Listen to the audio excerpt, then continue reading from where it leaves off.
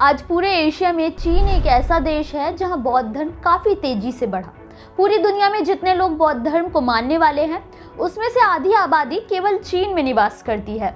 2023 में प्यू research centre की report के अनुसार करीब 42 मिलियन लोग चीन में बौद्ध धर्म को मानते हैं, जो कि यहाँ की आबादी का 4% है। चीन में महायान बौद्ध परंपरा को माना जाता है, जो आज भी तेजी से फल फूल रही है। चीन को शायद आज बौद्ध धर्म को मानने वाले देशों में से एक ही माना जाता है, लेकिन क्या आपने ये सोचा है कि बौद्ध धर्म से पहले यहाँ कौन सा धर्म रहा होगा? चीन के लोग किस धर्म में विश्वास रखते थे? अपने इस वीडियो में हम जानेंगे कि बौद्ध धर्म से पहले चीन में किस धर्म का राज चलता था और कैसे बौद्ध धर्म आज चीन का सबसे प्रमुख धर्म बन गया है। नमस्कार, मेरा नाम है मोहिनी और आप देख रहे हैं भीमसेना। बौद्ध धर्म की स्थापना की बात की जाए तो ये गैर आस्तिक धर्म है, जिसका मतलब है कि बौद्ध धर्म को ईश्वर के निर्माता के रूप में विश्वास नहीं है। इसकी स्थापना गौतम बुद्ध ने की थी, जो कि 6वीं सदी ईसा पूर्व से 5वीं सदी ईसा पूर्व में भारत में जन्मे थे और अपने तप के बल पर उन्होंने ज्ञान प्राप्त किया था, जिसे उन्होंने भारत के अलग अलग कोनों में पहुंचाया था और भारत से ये अलग अलग देशों में पहुंचा था। लेकिन चीन में जब आप बौद्ध धर्म के विस्तार की बात करते हैं तो इसके लिए पहली शताब्दी में चीन का इतिहास जानना होगा। दरअसल पहली सदी में चीन में जब तक बौद्ध धर्म के विचार नहीं पहुंचे थे, तब तक यहाँ विचारधारा काफी सक्रिय थी। पहली कन्फ्यूशियसवाद और दूसरी विचारधारा थी दाओइज्म। ये दोनों विचारधारा चीन के हवाओं में बेहद मजबूती से समाई हुई थी। ऐसे में बौद्ध धर्म को विस्तार कैसे मिला था, ये जानने के लिए पहले इन दोनों विचारधारा के बारे में जानना जरूरी है। कन्फ्यूशियसवाद असल में चीन के प्रसिद्ध विचारक और शिक्षाविद कन्फ्यूशियस की देन है, जिन्होंने राज करने वाले शासक के लिए और आम लोगों के लिए कुछ ऐसे नियम बनाए जो जीवन को सही दिशा में ले जाते थे। उनके मुताबिक शिक्षा का उद्देश्य केवल चरित्र निर्माण करना है। जो शिक्षित व्यक्ति है उसके अंदर दयालुता, सदाचार, देशभक्ति, न्याय और ईमानदारी जैसे गुण स्वयं ही आ जाते हैं। इतना ही नहीं, उन्होंने शासकों को भी ये गुण की शिक्षा हासिल करने के लिए प्रेरित किया, जिससे राजनीति को भी नैतिक आधार पर किया जाए ताकि शासक न्यायप्रिय और चरित्रवान बन सके।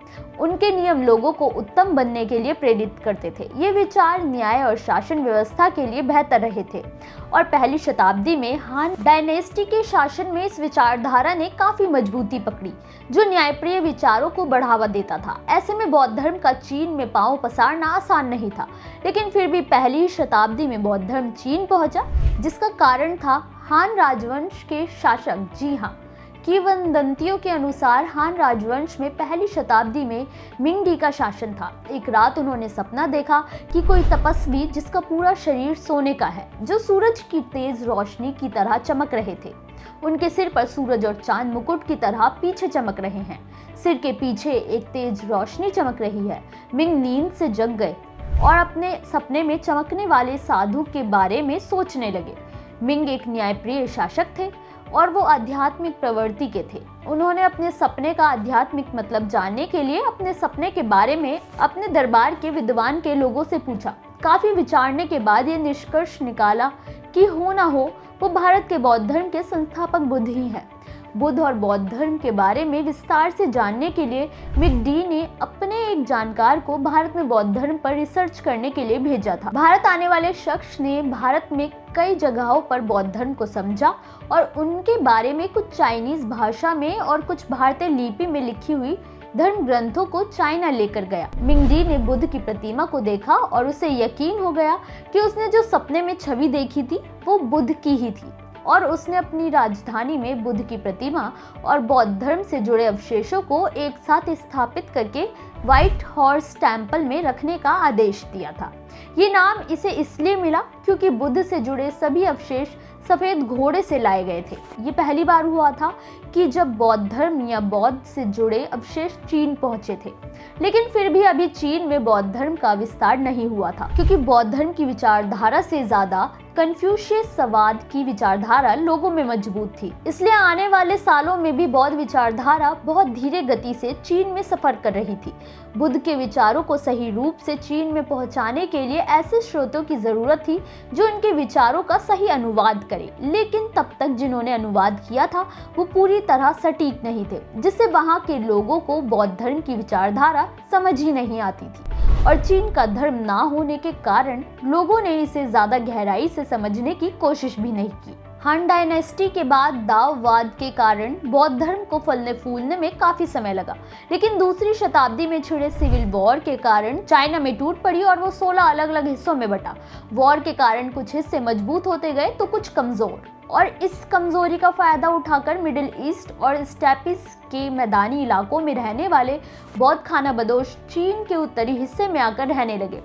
ये लोग चीन की पारंपरिक विचारधारा के विपरीत बौद्ध विचारधारा को पसंद करते थे और उसे ही फॉलो करते थे। धीरे धीरे उत्तरी चीन में बौद्ध धर्म तो बढ़ रहा था, लेकिन समस्या ये थी कि बौद्ध धर्म की असली विचारधारा उन तक सही से नहीं पहुंच रही थी। ऐसे में कुमारजीवी नाम के एक बौद्ध भिक्षु ने कई बौद्ध धर्म ग्रंथों का चीनी भाषा में अनुवाद किया, जिसमें बौद्ध धर्म के विचारों को सटीक और बारीकियों से समझाया गया। इसी बीच 400 तक लगभग 6ठी शताब्दी तक सिविल वॉर ने चीन को बुरी तरह से बिखेर दिया था।